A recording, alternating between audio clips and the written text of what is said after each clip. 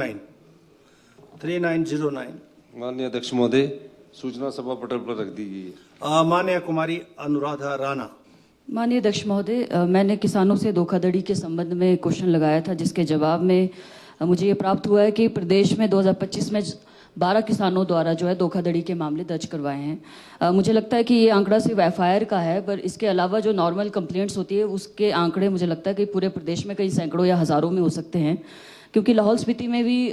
मेरे जिला में जो है 16 मामले इसमें दर्ज हुए हैं, जिसमें से 14 मामले जो नॉर्मल कंप्लेंट्स में और 2 में एफआईआर हुई है, क्योंकि डायरेक्टली जो एफआईआर का प्रोविजन है जो इसमें नहीं है। माननीय अध्यक्ष महोदय, सभी जानते हैं जो हमारा किसान है वो अपने बच्चों की तरह जो है जो फसल बोता है उसका भी पालन पोषण अपने बच्चों की तरह करता है, और उसकी पूरी आर्थिकी जो है उस पर निर्भर करती है, और प्रदेश की आर्थिकी में भी जो एग्रीकल्चर सेक्टर सबसे मेजर रोल निभाता है। तो हम ये देख रहे हैं कि कुछ सालों में जो किसानों के साथ धोखाधड़ी के कई मामले समक्ष आ रहे हैं, और उसमें जो कार्रवाई है वो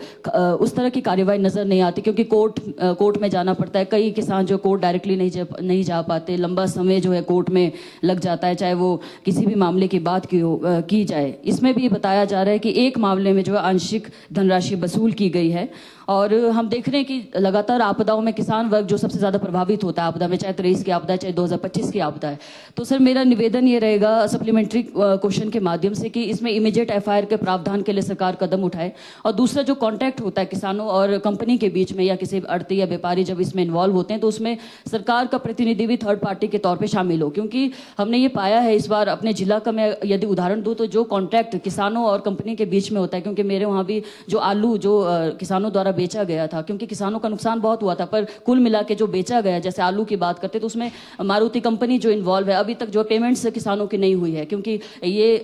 इसमें जो कॉन्टैक्ट हुआ है उसमें कई बातें ऐसी है जो सिर्फ कंपनी के हित में लिखी गई होती है। तो मेरा निवेदन रहेगा कि इसमें थर्ड पार्टी गवर्नमेंट एम्प्लॉय या गवर्नमेंट कर्मचारी अधिकारियों को इसमें इन्वॉल्व किया जाए, ताकि इसमें किसानों के हितों की बात भी हो। जब भी कोई इस तरह के कॉन्टैक्ट होता है किसानों या कंपनी के बीच में या किसी आड़ती के बीच में, तो मेरा निवेदन रहेगा माननीय मुख्यमंत्री महोदय जी और सरकार से। माननीय मुख्यमंत्री महोदय,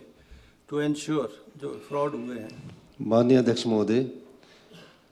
जो सिविल मैटर्स कंप्लेंट्स होती है उसको एग्जामिन किया जाता है और उस पर उसके आगे बाद एक्शन लिया जाता है। कई बार क्या होता है कि कृषक अपने लेवल पर ही एग्रीमेंट कर लेता है, थोड़े पैसे लेकर, आपस की दो की पार्टी क्या होता है, उसमें ज़्यादा सरकार का इन्वॉल्वमेंट नहीं रहता है। लेकिन जैसे कि माननीय सदस्य ने ध्यान में बात लाई है, तो ऐसे मैटर्स में हम देखेंगे कि क्या एक्शन लिया जा सकता है, और किसी की एग्रीकल्चर जो सेक्टर है जिसमें हमने कोई ये नहीं रखा कि आप किसको बेचे इसको बेचे, जो पेमेंट नहीं करता उसको अगली बार ना बेचे और उसके खिलाफ आप एफआईआर दर्ज करवाएं, हम उसके खिलाफ एक्शन लेंगे। तो ये भी उनको करना है, ये सरकार को नहीं करना है, क्योंकि जो ग्रीवेंस होती है, एग्रीड पार्टी जो होती है उस पार्टी को करना पड़ेगा, तो हम उसके खिलाफ एक्शन लेंगे। ये तो ये बोल रहे कि बीच में गवर्नमेंट जो है बीच में एज ए सेफ्टी क्लॉज